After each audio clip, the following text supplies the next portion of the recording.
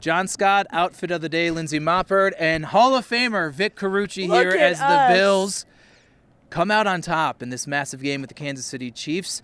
And let's just start with the magnitude of the game, because all week leading into it, everyone to a man saying, oh, it's just another game, blah, blah, blah. I don't think any of us believed them then.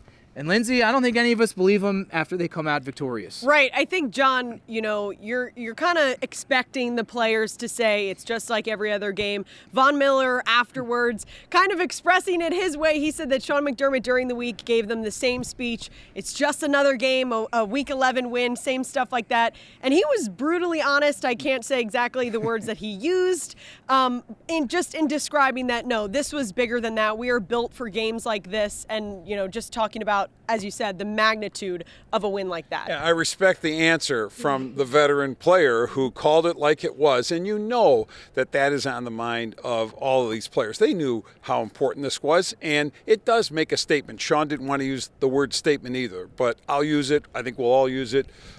It set a tone. Does it necessarily mean anything? Not necessarily if, but when these teams meet again in the postseason, whether it's here or in Kansas City, we don't know that. But we do know that after this bye, they have this tough stretch of games. I know we'll get into it, but just the sense of momentum and confidence. And think of what they've been overcoming with injuries, with youth on this team, with a lot of question marks that I think we all had about them. With 9 wins right now, a lot of those questions are fading away. I'll say it. I think it's a great win. It does not change anything, in my opinion, on what I will think or feel or believe should or if and when they meet down the line. I still think the Kansas City Chiefs are the Kansas City Chiefs. They're flawed, absolutely, and for once this season, those flaws could not be overcome. But to me, if the Bills would have lost, I still think they could have beat the Chiefs.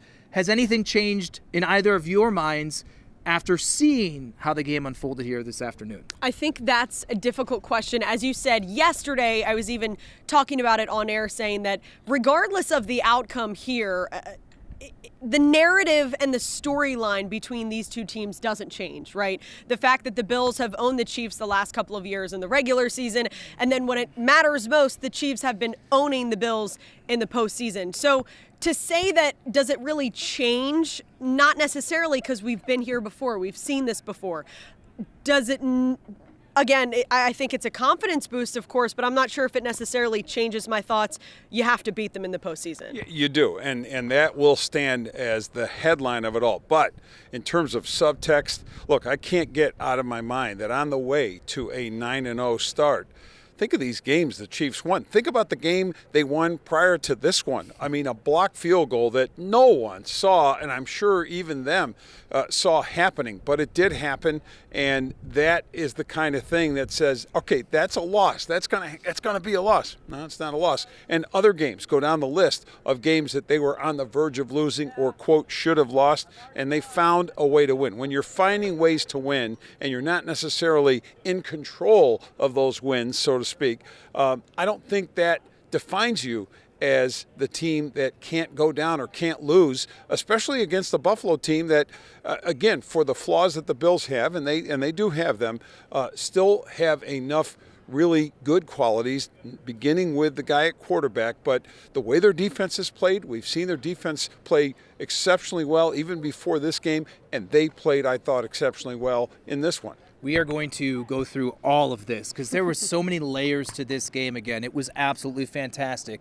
I put on social media, now multiple platforms, because that's what we got to do these days. And I said about sometime in the third quarter, this is a defensive game that will be decided by one of the two superstar quarterbacks. And it was. And it was both of them rising to the occasion. Right. The touchdown Patrick Mahomes had here to make it a two-point game before the decisive drive by Josh Allen was unbelievable vintage Patrick Mahomes. No, there's nothing there. Boom. And he wasn't great this afternoon, and he hasn't been great all season long. But then Josh Allen, for Sean McDermott to say, we're rolling and going for it 4th and 2, knowing, hey, we kicked the field goal. It's often referred to as the field goal of death, the 5-point lead with over 2 minutes to go. Not only to trust his offense to do that, but for Josh Allen to step up and go. We saw him slide a lot in this game. We've seen him get better at that. No way in hell he was sliding on that one, and I'm calling it an MVP moment Josh Allen sealing this game against the Kansas City Chiefs. Yeah, and Sean McDermott saying afterward that they've learned from their past mistakes. He was not going to back down on the decision to go for it in that situation because they've seen it before. They've seen Patrick Mahomes, Andy Reid be in those situations and lose it. A situation similar earlier in the season when the Chiefs faced the Bucs, and you see Baker Mayfield throw his head up because you know that Patrick Mahomes, this is where he thrives in those situations. So I think it was definitely we'll use the word statement, for Sean McDermott to put trust in his offense and in Josh Allen like that, to then go out there and say, I was confident in that decision whether it worked or not. It wasn't only an important play and vital to the circumstances, situation, as Josh said it. The Chiefs are gonna like their chances if in that situation they're not down by a couple of scores. And in the late stages, it's what they're built for. It is their signature. But that play. And I like how you describe that, John, as an MVP moment. It isn't just, again, the magnitude of what Josh did. It's how he did it. We're talking about a 26-yard run. Okay, that's not just like a plunge into the end zone. And it took everything, speed, strength, elusiveness. I mean, just willing his way across the goal line because he knew it had to happen. And he wasn't, this is, fourth down, but he wasn't going to just say, if we don't get it here, we'll get it some other place or some other time. You can't have that mindset, and you can't afford to against the Chiefs. He also had some warts. What in the world was that interception on the fourth down play to Dawson Knox? He missed a wide open Quentin Morris that may have put the game on ice a little more easily, but he was far superior than Patrick Mahomes, which you don't really get to say that often. And it wasn't because Josh was just like marginally better. I just think he was a better player overall. The one thing I want to touch on offensively that was not good, I counted 10 times in this football game the Bills were facing 3rd and 7 or longer. They miraculously converted a lot of them and still won the football game. But I think it goes to a larger conversation of, we oftentimes have why are you running the ball for 1 yard on first or second down? You're putting yourselves behind the sticks far too often. I think in going into the bye week, when I look at the offense in totality and moving forward, early down production, Lindsay, I think is an area that vastly needs to improve. Yeah, and as you said, they just were not being effective enough on those first and second downs. If you're putting yourself in those positions to have to, throw those long balls, especially when, maybe it's a game where, as you said, Josh Allen missing Quentin Morris down or another situation on the side, you do not want to put yourself in those positions. And Curtis Samuel talked about, just how this offense is kind of clicking recently. And he said every week we're getting better. And as long as those 11 guys on the field are all clicking and they're kind of meshing more every single week, taking one small step forward, they are going to be in the best position that they can possibly be moving forward. Yeah, I didn't always love the play selection or the sequencing. I think that's something they're going to have to take a look at. I think that had something to do with, as John mentioned, and you were tracking that in the press box, all of those third and sort of challenging situations that you find yourself in. That can be a losing formula for sure, but they found a way to overcome it. And here's the other thing.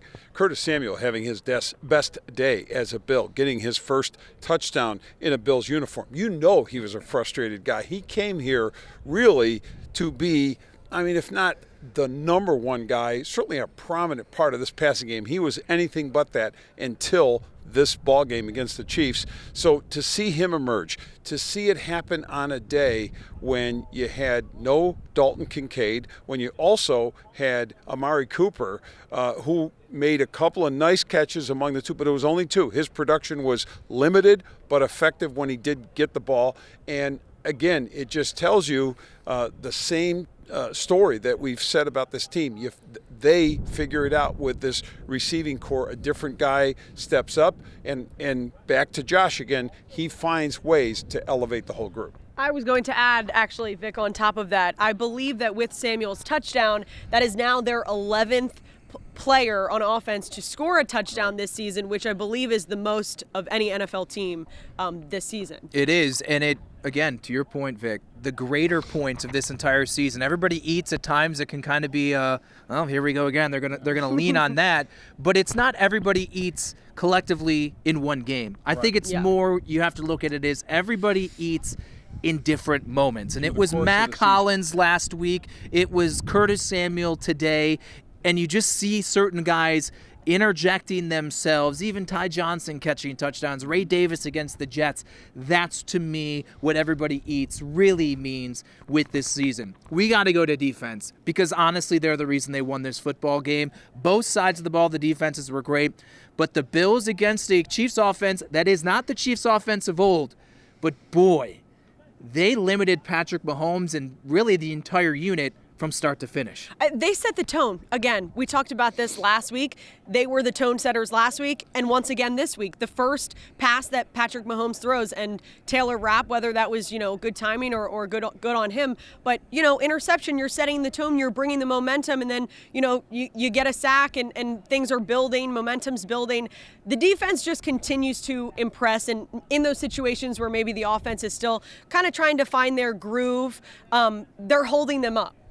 I really loved the way this defense played in this game, probably more than any they've played. Look, the Chiefs have not been that explosive offense that we've seen over the course of their Super Bowl run, or even, prior to that, they were a much more explosive team.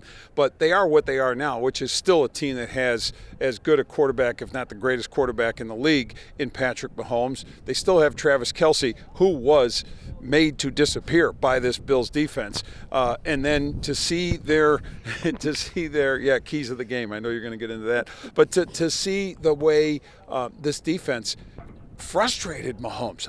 You saw him struggling to find open people. He was also on the run quite a bit. They have problems at offensive tackle. I thought that would be a matchup that would be favored by the Bills, and sure enough, it was. But more than that was the way they put the Chiefs in positions where they were forcing things to try to happen because their basic stuff wasn't working. And why wasn't I shouldn't say all of it, but a lot of it. And why? Because there was a great plan in place. And credit Sean McDermott and credit Bobby Babich for putting together something that I think out-coached Andy Reid and Matt Nagy, who are as good as it gets in putting together offensive plans. I thought the front four was fantastic, and I think, without being redundant, from the beginning of the season, dating back to training camp, I had concerns about their ability as just a front four unit to produce pressure on their own. But they have lived up to it and risen up to the occasion. Von Miller with the sack, Greg Rousseau being disruptive. I thought Ed Oliver out the gate was an absolute menace. Yeah. You're seeing other guys in that front, even maybe not as much today, but you're seeing KC Hill or Austin Johnson or some of these guys, again, with it, it's not everybody eats, but everybody elevating on the defensive side of the ball. That, to me, was the key.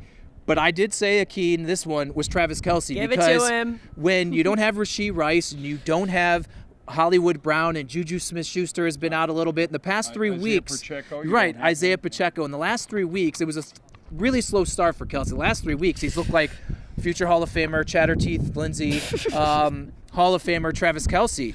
And I saw Christian Benford on him. I didn't know exactly how they would go about it. I thought maybe Taron Johnson or a big nickel. But there was a lot of Christian Benford, and whatever they were doing, they were limiting him. And even all the way to the very last interception by Terrell Bernard, I think some of the familiarity of facing this team so often has allowed them to understand. They called it his famous route at the end. And yes, they were in dire straits. They had to push the ball down the field. But they knew exactly what Travis Kelce was going to do, and their playmakers made a play based off of their old knowledge. And I think that's a big win because he killed them in the playoff game. Yeah, well, Travis Kelce, he's always, him and Patrick Mahomes, always on the same page. If you limit him and you take him away, obviously there's going to be some struggles for Patrick Mahomes. Someone that I wanted to touch on that you mentioned there, Terrell Bernard. The interception at the end, that's the way that you want to seal the game. And to have the sack also to start as well.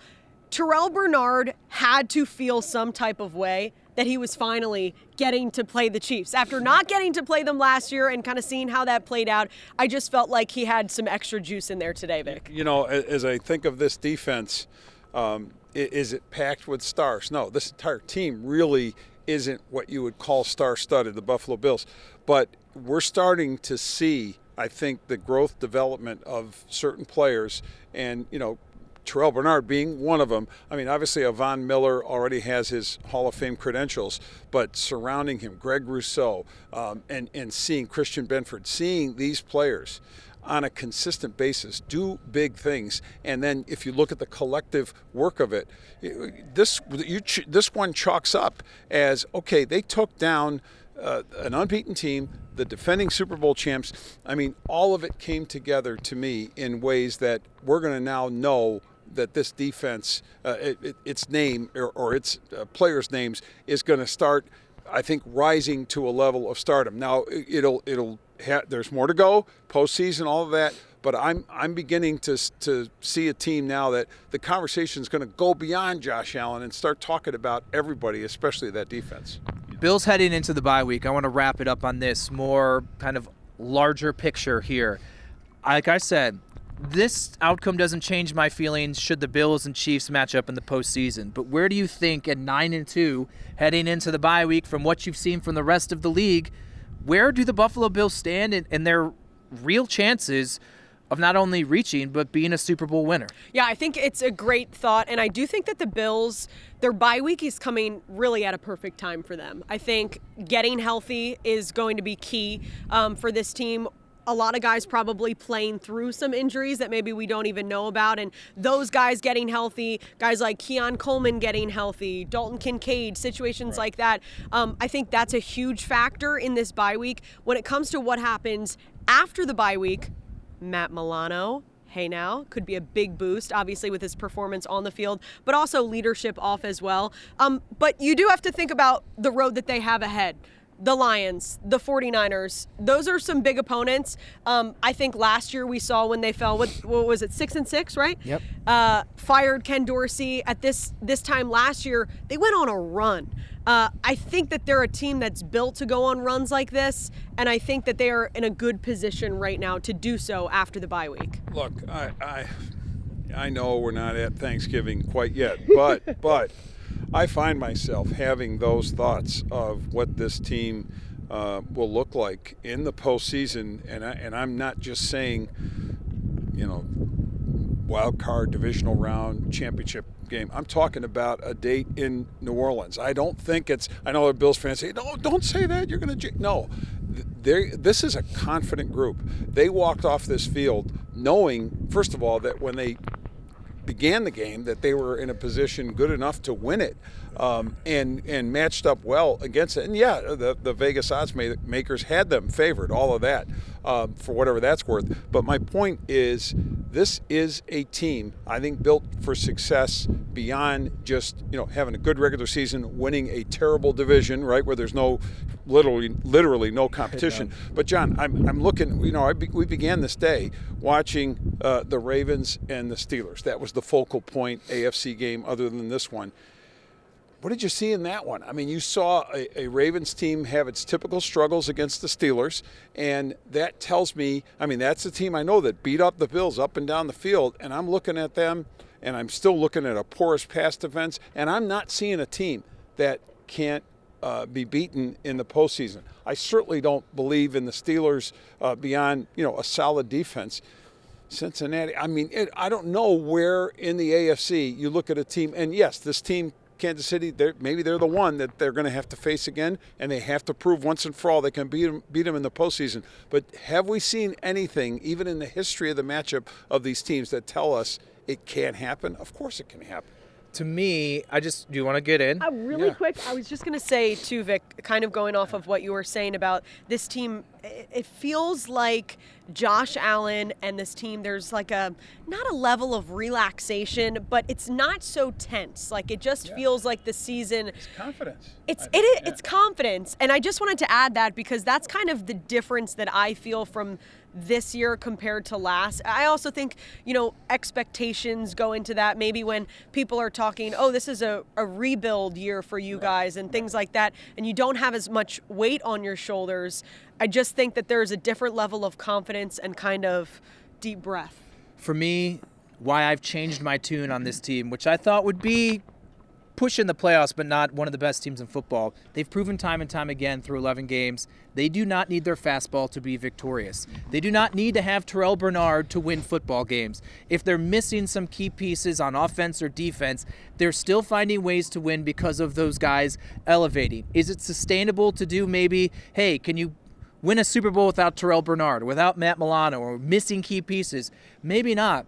But they've shown time and time again, it doesn't have to be Josh Allen being Superman, throwing the ball to superstar Stephon Diggs, and if you can't run the football, you're screwed. It's not like that. It's not if you're missing a guy in the secondary or you can't produce pressure because you don't have Von Miller or you don't have Greg Rousseau or whatever. They find guys to come in and get the job done. And to me, that has not happened in this stretch that we've had. I've also said the biggest difference between the Bills and the Chiefs in the playoffs is their superstars rise to the occasion and the Bills have not. The Bills don't have superstars, but everyone is picking their spots, and like today, it was a Curtis Samuel to rise to the occasion, and I think that, to me, is the biggest difference. Does that mean Super Bowl? No, but I think that's, to me, why they have as good of a chance, if not maybe a better one, than they have in years past. And I want to add coaching to that list of people who are confident and, to use Lindsay's term, relaxed. And I know what you mean by that. Not lackadaisical, not cavalier, but you're relaxed because you believe in who you are and what you're doing. And I would say the coaching staff has taken a step forward. Have they made their share of decisions that will make you shake your head and wonder at times? Of course, but you can do that with every coaching staff and all the time. I think this coaching staff has kind of grown up and matured. There are still growing pains for Joe Brady, especially, I think, as offensive coordinator, but I think it's getting there. And you see, even if it's not in game plan, look at how Josh is playing. Look at the decisions he makes, the sliding you mentioned, and not necessarily for. He had that boneheaded throw for the interception, yes, but by and large, his plays generally look like the kind of plays of a quarterback who continues to evolve. Maybe the players and the coaching staff have learned from the many battle scars that they have encountered over some of these failed postseasons of the past, and maybe that's what they needed to turn the corner this season. We will see. But now we all just take a week off. Well, not Lindsay and I. Jonathan does. He's already taking it behind the camera. Maybe we'll find a microphone for Vic, the Hall of Famer, nice. in the bye week. Next week, yeah. I'll have an air mic. Out of the bye week, Bills hosting the San Francisco 49ers on Sunday Night Football, a game, of course, you will see on Channel 2. With Vic Carucci and Lindsay Moppert, I'm John Scott for Channel 2 Sports.